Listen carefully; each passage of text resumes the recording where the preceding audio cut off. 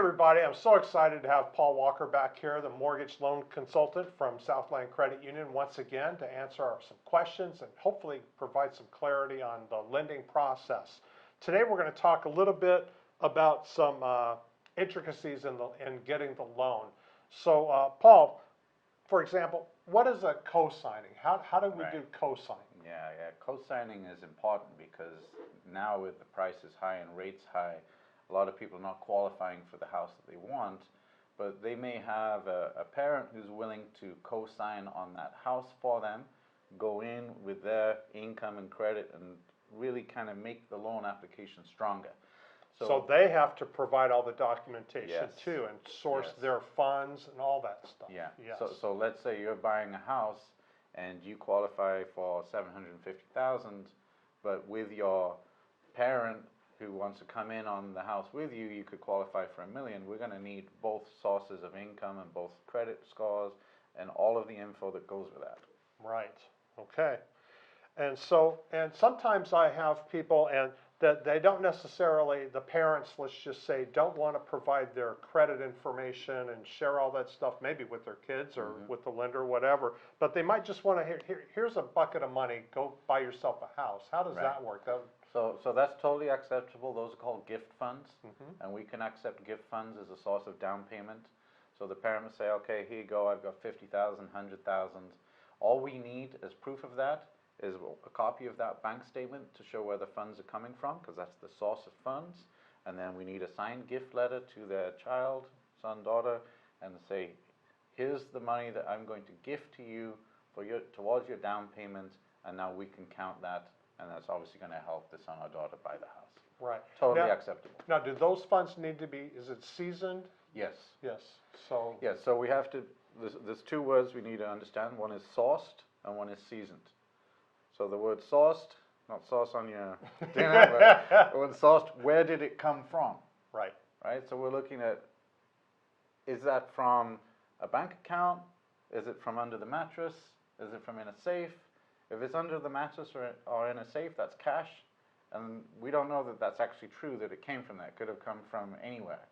Some deal on the street, we don't know, right? So we So need you don't to like know. that when it comes No, from? the lender does not like that. Okay. The underwriter particularly does not like that. But if it's from a bank account or a savings account or investment account, and we can show that statement and say, look, here's a bunch of funds in here, and we're going to provide 50,000 from those funds, totally acceptable. That's sourced. Seasoned means, let's say the borrower received a large lump sum payment from somewhere, wherever that may be, and it shows it got deposited in the account 1 month ago. The underwriter is going to ask what that is, and 1 month is not long enough for that to be seasoned. It needs to be 2 months. So they could have received, for example, a transfer from a family member somewhere else 3 months ago, and now that's fully seasoned, so we don't have to question where that came from because it's still sitting in their account. Okay.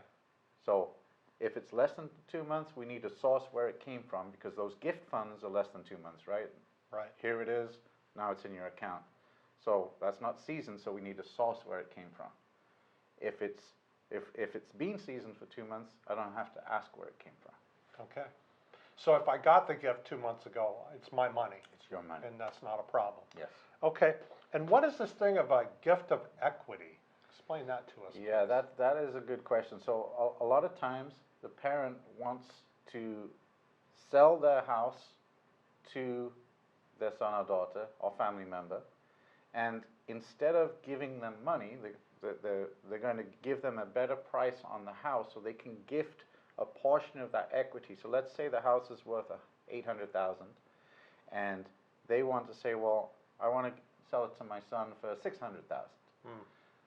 So we could keep that $800,000 sell price and say, well, $200,000 is going to be your effective down payment. Oh. And now the son only has to get a loan for $600,000 and don't have to come up with the $200,000 themselves. So that's a gift of equity. They're taking a portion of the home value and applying that in lieu of the down payment, and then the borrower just has to get a loan for $600,000 instead of figuring out how to buy an $800,000 house. And do they need to, they don't need to come up with a down payment for the 600,000 part, because they're No. basing it all on the 8? No, Wow, the down that's payment can be from the gift of equity. that's an what it is. interesting idea. Yeah. Okay, and what if my family member is out of the country? Can I accept a gift from an account that's out of the country? Is that sourced?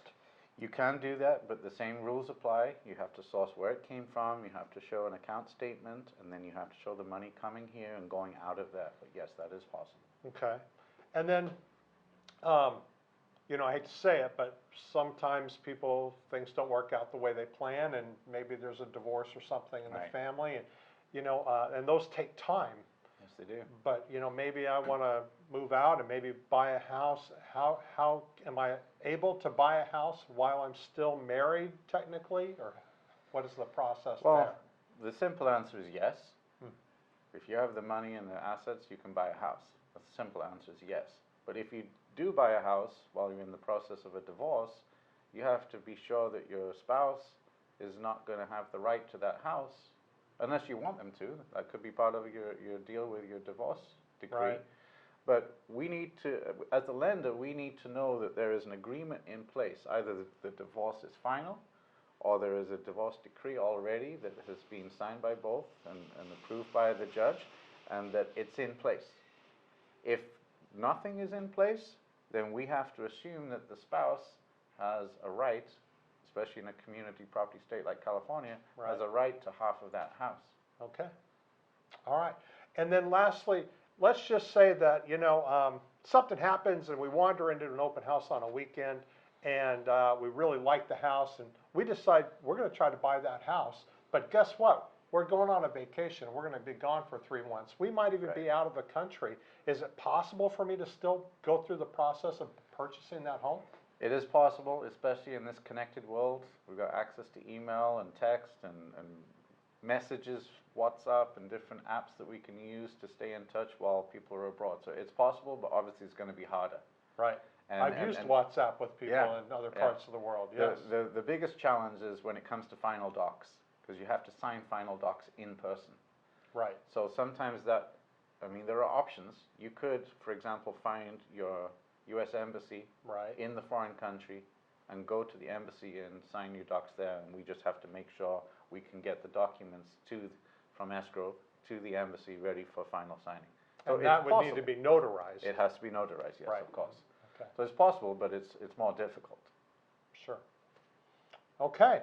Is there anything else do you think we need to cover as far as the concept of co-signing and loans, No, I ins mean, and outs? Yeah, I don't think so. I think That's we've pretty covered good. most of that. Pretty. thing, I think we've done pretty well. Paul, thank you very much. I Thank you. appreciate it. Here, we'll Thank give you it very one of much, these Randy. this time. Okay. All right. Hey, so thank you very much. Be sure and like this video and share it, because we have great information here, and people are going to be glad you did.